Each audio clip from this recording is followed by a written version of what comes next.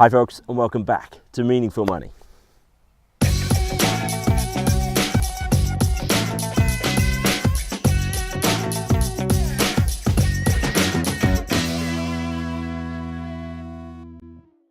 Okay, I'm here, slightly different field this time, but still just another field. They all kind of look the same after a while, don't they? But it's actually 7:45 in the evening, but clouded over quite a bit. Tomorrow it's going to be lashing down, so I just came out to do this one, so I've got something to put up on Monday. Now, we are carrying on talking about long-term care. We started talking about the long-term care sort of financial assessment last time, and we need to finish that off this time. As ever though, before we get in, I must thank my good friends down here, 7 Investment Management, who sponsor the show, so thank you very much to them. So we talked last time about the limits, do you remember? The capital limits, 14,250 is the bottom limit, 23,250 is the top limit. Well, if you have assets above 23,250, you're paying for your own care, that's it. The local authority don't really get involved, they provide it, but you pay for it. Below that, that's what we're going to talk about in a minute. Before we do that though, there's something else we need to talk about, and that's called deliberate deprivation of assets. It's a question I get asked reasonably frequently, is can I give my house to my kids so that it's not taken into account for long-term care assessment? You know, can I set up a trust and put some money in that so that it's not mine anymore and so I'm not assessed on it for long-term care?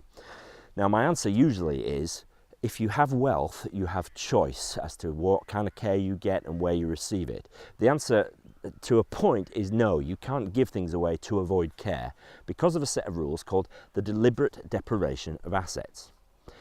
Now, when the local authority assess you for long-term care, they can go back and look at transactions that you've done in the recent-ish past. There's no limit really to how far back they can go, but it'll be a reasonable time period.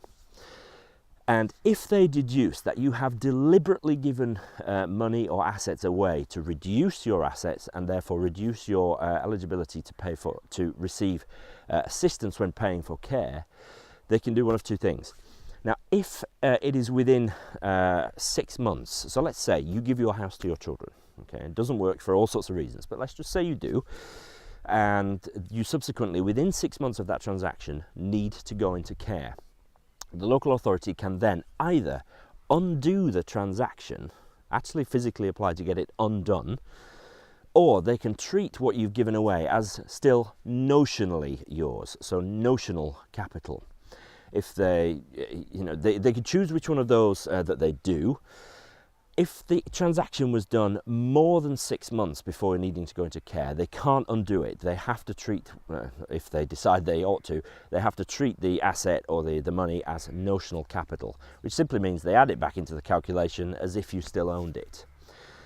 Now, the key is in the word deliberate, and the onus is on the local authority to sort of prove or demonstrate that you had a significant motive in executing that transaction to sort of reduce or avoid payment of care fees. They have to prove that. So if you can prove that you did it for other reasons, let's say, for example, long-term care planning, then that'll probably be okay. But it's a grey area, so you need to be careful.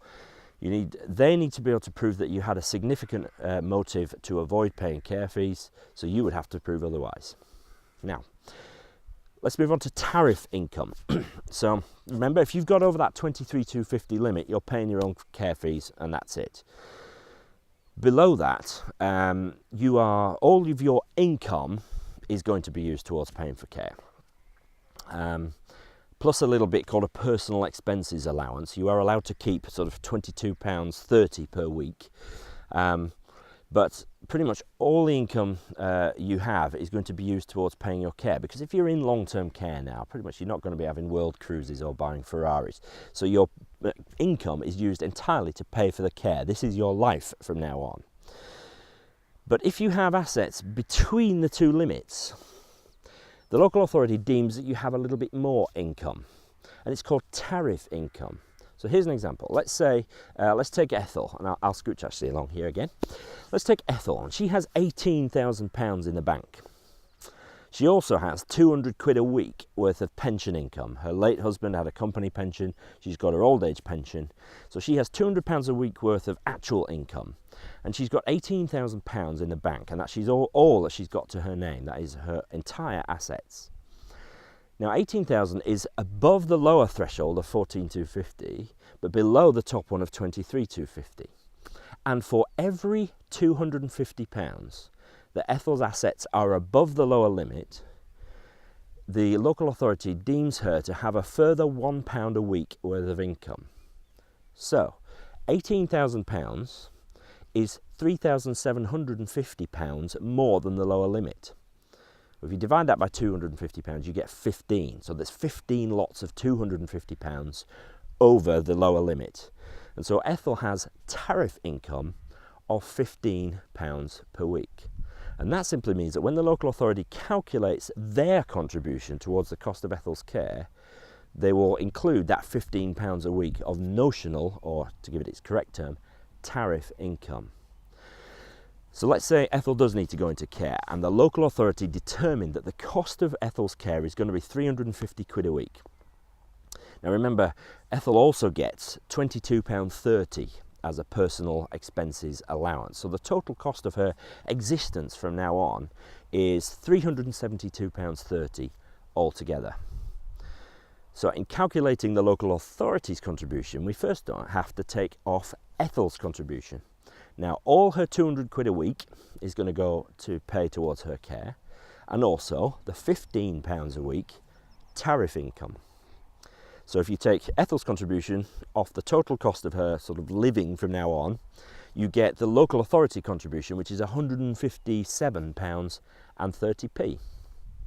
Now as Ethel erodes her capital, as she will do over time, her tariff income bit will reduce, and the local authority will make that up. But that's how the local authority calculate the cost of their contribution towards the cost of Ethel's care. That's an example. I hope that's helpful.